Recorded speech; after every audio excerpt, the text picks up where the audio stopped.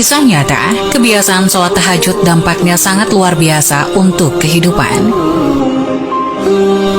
Kebiasaan Rasulullah Shallallahu Alaihi Wasallam melaksanakan sholat tahajud dapat dijadikan dasar hukum bahwa sholat tahajud adalah sunnah yang dikerjakan setelah tidur beberapa saat di malam hari, kemudian bangun saat pertengahan malam hari. Sholat tahajud adalah waktu untuk berkomunikasi kepada Allah, di mana umat muslim dapat mencurahkan segala isi hati dan memohon pertolongan kepada Allah. Kedekatan antara Allah dan orang yang sholat tahajud niscaya dapat membuat hati dan pikiran menjadi lebih tenang dalam menghadapi kehidupan yang dinamis ini. Sebagaimana yang dijanjikan Allah, para mutahajidin akan mendapatkan derajat yang mulia di sisinya. Tidak sedikit orang yang telah merasakan dan membuktikannya. Kehidupan mereka menjadi lebih baik, tentram, selalu memperoleh jalan keluar dan kemudahan dalam setiap permasalahan. Bahkan mendapatkan keajaiban-keajaiban tertentu yang sulit ditangkap dengan nalar biasa. Pengetahuan dan keutamaan tahajud telah mengantarkan para pemiliknya senantiasa mendirikan sholat yang biasa disebut Qiyamul Lail ini seperti seorang pecandu. Seperti halnya Rasulullah Shallallahu Alaihi Wasallam yang tidak pernah meninggalkan sholat tahajud dalam kondisi dan situasi apapun. Kemudian sekian banyak kisah para pecandu ini telah menjadi suri teladan dan tempat pembelajaran bagi yang lainnya. Bahkan sebagian dari kita telah berkonsultasi kepada pecandu tahajud karena didera masalah berat, lalu solusi yang diberikannya ternyata hanya dengan mendirikan sholat tahajud ini. Setelah itu, apa yang terjadi? Tahajud telah menjadi pil ajaib yang menyembuhkan berbagai penyakit.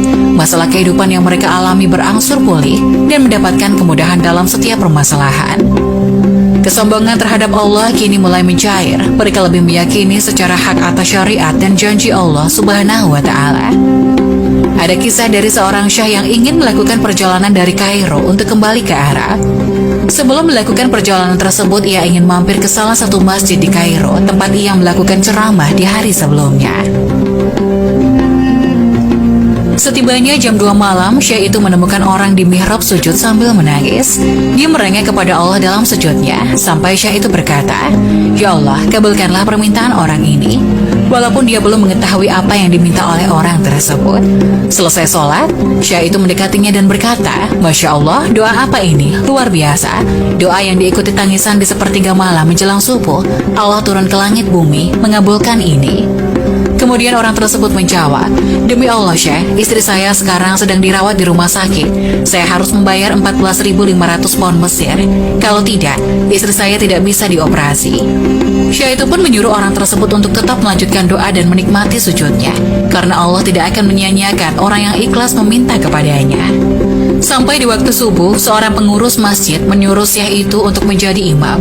Karena memakai mikrofon, maka suara Syekh tersebut terdengar hingga keluar. Kemudian ada seorang pengusaha Mesir yang apartemennya dekat dengan masjid, dan dia suka mengikuti ceramah Syekh ini. Keluarlah si pengusaha ini untuk sholat berjamaah di masjid.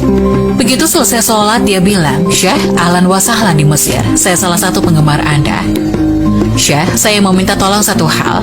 Saya sudah hitung zakat uang di perusahaan saya. Saya harus alokasikan 14.500 pound Mesir." Syekh pun menangis mendengar itu. Kemudian Syekh itu mencari dan memanggil orang yang menangis di sepertiga malam tadi. "Ya Fulan, kesini, ceritakan masalahmu apa?" Kemudian ia menceritakan bahwa ia membutuhkan biaya atau uang sebesar 14.500 pound Mesir untuk biaya operasi istrinya. Seketika pengusaha itu menangis dan berkata, "Demi Allah Syekh, saya sudah 1 minggu taruh uang ini di lemari saya. Setiap hari istri saya bilang, turunkan itu bukan hak kita, zakat itu keluarkan.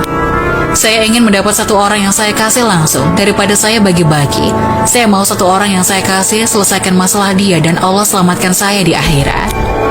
Lantas, diberikanlah uang 14.500 pound Mesir kepada orang yang membutuhkan tersebut. Terpenuhilah kebutuhan keduanya atas kuasa Allah Subhanahu wa Ta'ala. Dari kisah tersebut dapat memberi pelajaran bagi kita semua untuk selalu bersabar dalam berdoa.